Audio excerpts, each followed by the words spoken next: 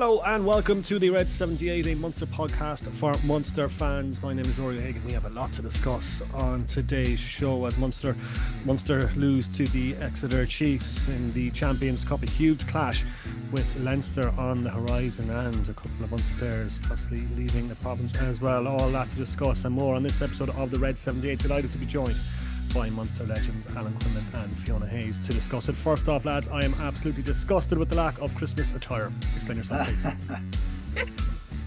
You're just putting it out at a ballpark, so Rory, we're leaving you at it. You know, you look spectacular. I wouldn't want to take the shine off you. We're two Grinches, I would say. I was going to suggest that. Yeah, I know you were, but anyway. Fiona's particularly grinchy after watching that Liverpool and Manchester United farce over the weekend.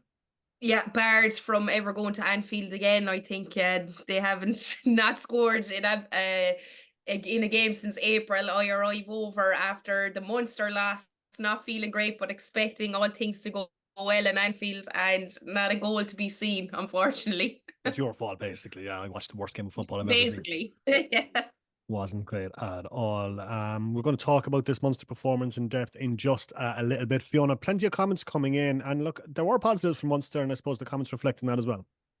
Yeah, look, it's great. Keep the comments coming in. It's great to hear what the fans are saying. Obviously, I won't be able to read out of them, but we're all of them. Sorry, but we are looking at them, and we're trying to, talk about get the general consensus in the ones we chat about. So I'll fly through a few, and we might go back in a few points then after Quinny. So Elvas said Munster struggle when momentum shifts against them to reclaim that momentum. It's one of the hardest things to do as a collective, to regain the control, reset the tempo and not get sucked into the opponent's style of play. We needed a really vocal and calming player at the helm.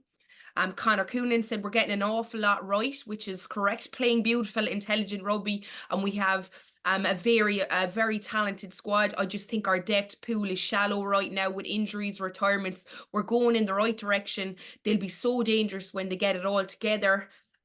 Paula Carter you have to wonder, was the losing of the Ulster, Bayonne and Exeter games down to lack of leadership or team cohesion due to injuries? ? Some brilliant individual performances from Crowley, Frisch and Ahern.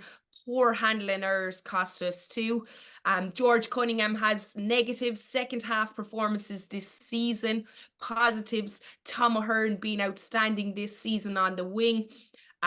George Dundon, the substitution started the unravelling of the game. The tempo fell off, allowing Exeter to pull on more effective pressure, and individual errors racked up. It's a squad game now. The bench has to be at least as strong as the starters.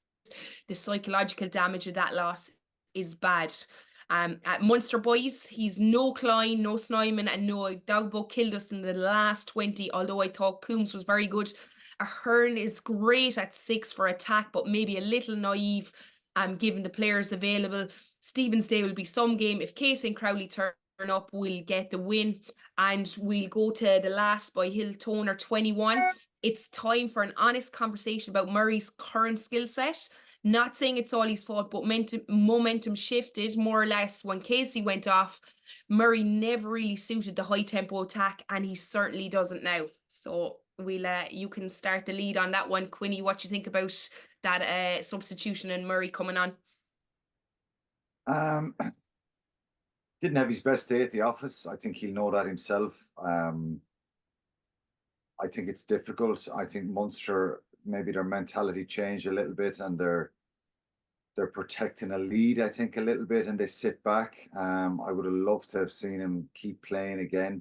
It's difficult because they're against a strong wind, and the Chiefs, that's their 22nd win at home on the trot, I think. So they haven't been beaten there in a long time.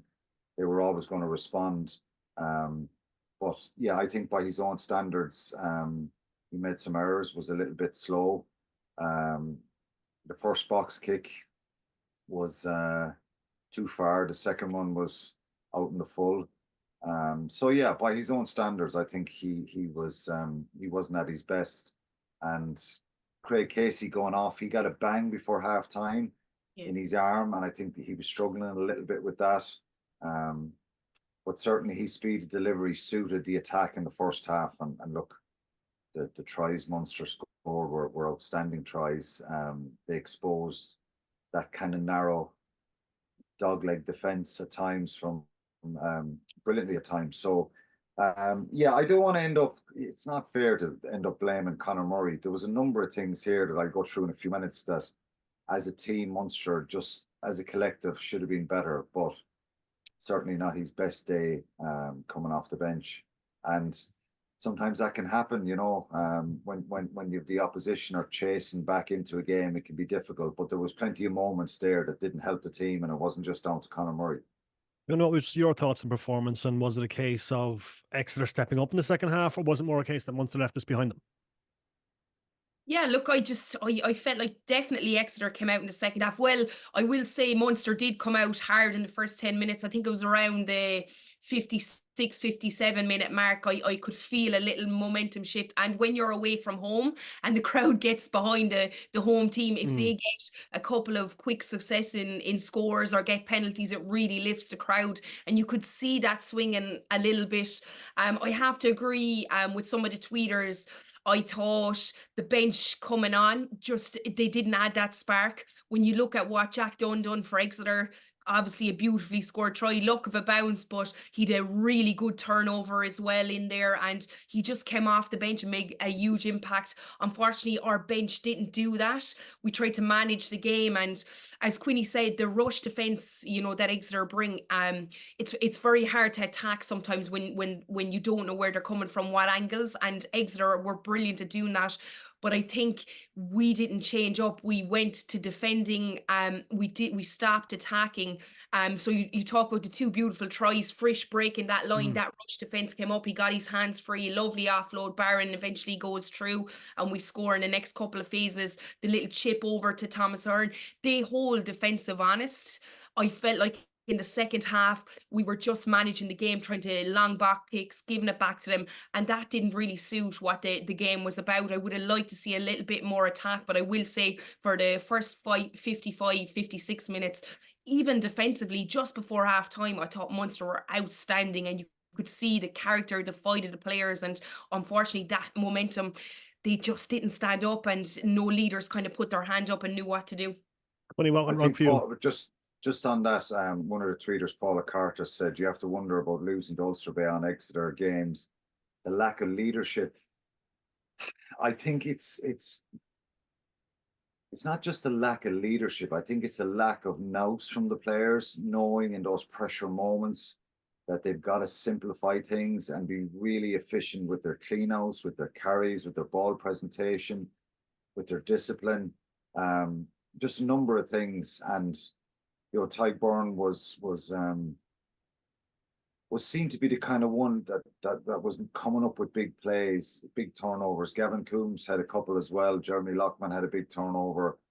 No lack of effort from the team, but I think leadership a little bit is a problem, and that comes with experience, obviously. But just body language and leadership, I think, and small decisions. I thought the players put in a brilliant effort. You know, after Shane Daly scores that try, you think, "Whoa, this is a brilliant response from what happened the week before," and they put themselves in a position here to win a brilliant away game. But yeah, it was frustrating.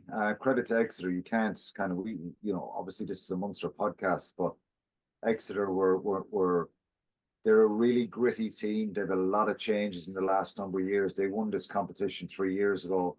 They've only 3 players in their squad, amazingly, from that Champions Cup win that they won during COVID.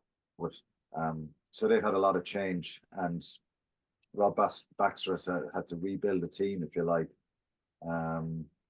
So I think it was hard to shake them off, and they responded brilliantly. But if you go through that crucial period there, and I think there was a friend of mine actually in the States, John Hartnett, sent a tweet there, Quinny, a massive momentum shift on the 64th minute after doing all the hard work. Murray made a few basic errors along with bad bounce. My question is, how was the offside officiated with this blitz defence? Plus, were the 2 trailing defenders not offside, blocking the intercept at the end? Well, Munster managed that blitz defence pretty well, as Fiona was saying.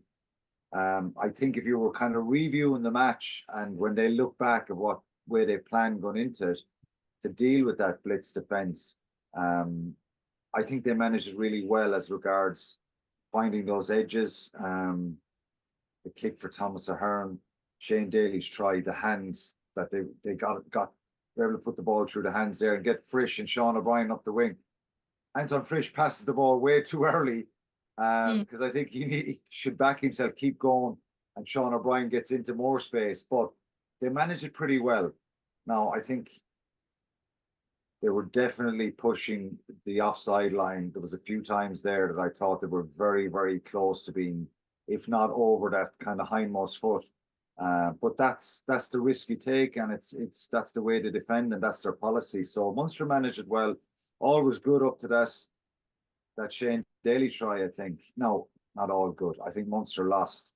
I made some notes on the game, and you know, Munster lost the line out after 19 minutes, 12 yards out.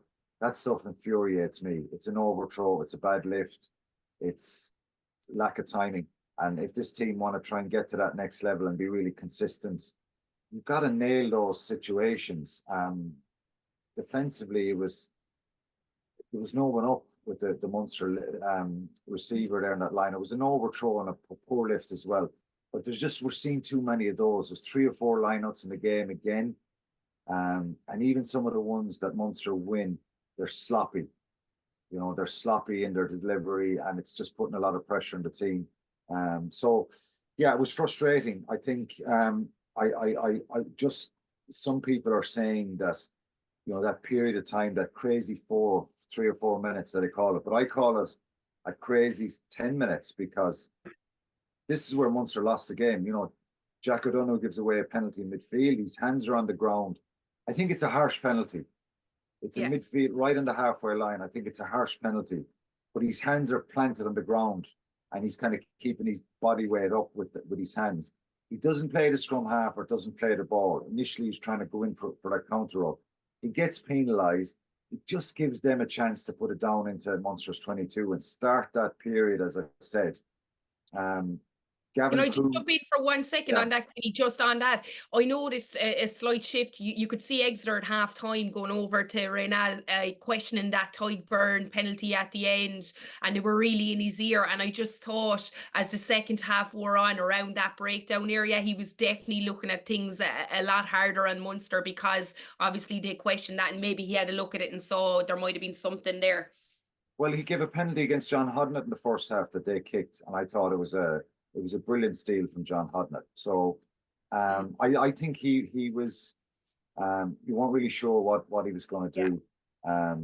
But I think that one, if the game is closer, is he given that penalty? I think he swayed a little bit towards Exeter with some of those decisions.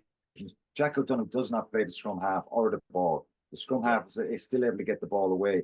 He tries to counter up. But look, maybe he just needs to be wiser there in that situation. I've always played in teams that they're going to have a 10-minute period here when they're chasing back into the game. Just be really sharp. Do the simple things well. Be more accurate with your clean-outs. Don't flop off your feet. Don't give the referee any picture that puts something in his head that he can penalise. It's easier said than done, and it's easy watching it. But look, that's what good teams consistently do, and I think Munster just need to get a bit better. 55 minutes, 49, Gavin Croons, another penalty. So just over a minute and a half, we're giving away another penalty, not rolling away. Then we get into the corner. They go to the corner with that. Conor Murray is on. Munster defended brilliantly, and they hold them up over the line. They get a 5-meter scrum. They bang Nankyville up off the side of the scrum, play another phase for a box kick. It's too long then. It's way too deep. Their fullback has it nearly running onto the ball. So then you're defending again. But unbelievably, and this is, we talk about the work rate and the honesty, Jeremy Lockman gets a brilliant turnover. An exposed ruck in midfield, over on the far side of the field from the camera side on the 22. Great turnover. Munster get that. Ollie Jaeger carries it on a little bit. There's a clash of heads when he's carrying. One of their players are down. Munster have a scrum. The box kick off that then goes straight out. So then we're back onto the 22-yard line and Exeter's line out. Thomas Ahern gives away a penalty, jumping across the line out. And straight off that penalty, they go to the corner again. And then they start rumbling in field with a couple of carries, and Vincent scores under the post. That to me was a lot of sloppy stuff there for Munster, backing up mistakes with more mistakes, with this lack of discipline there. You could argue that the 3 penalties are hard. You know, Gavin Coombs not rolling away. It's difficult for him to get out really quickly, but they're just soft penalties. Maybe we're sitting back a little bit in our heels, not winning those impacts. Straight from the kickoff. So Exeter are back 24-20, straight from the kickoff. I think the kickoff was way too long. They're really deep. You know, I think you've got to you can play that one a little bit shorter with a bit more hang time from Jack Crowley. They box kick out after winning that kickoff with plenty of time, and that box kick then is knocked on. It's dislodged out of Conor Murray's hands. He doesn't catch it. They gather the ball, and that's when they go for the long kick. And I think Calvin Nash, look, in hindsight, he would have tried to dive and carry the ball and not let it bounce. Jack done was brilliantly. You get rewarded sometimes for your kick chase. And then the game just turned on its head from the 54th minute to the 64th minute. Munster were in 11 points up, containing a little bit, but making some poor decisions, and then they're 3 points down. And the momentum has shifted. Their crowd are off their feet, and Munster gets sloppy then again. You know, they get sloppy. They get a chance near the end. They get a penalty. They kick down into 22. They do a peel around the back of the line out. Conor Murray ends up getting the ball because the delivery is sloppy again, and he gets the ball stripped and dislodged. It's scrum Exeter chant.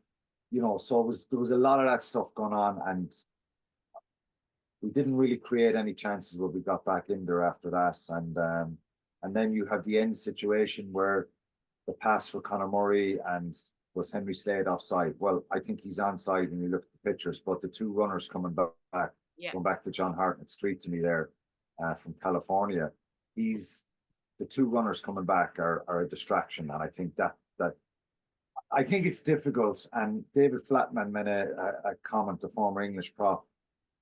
If you go back and you start checking TMOs for offsides, and you'll be checking all day long. So I think he makes a relevant point there.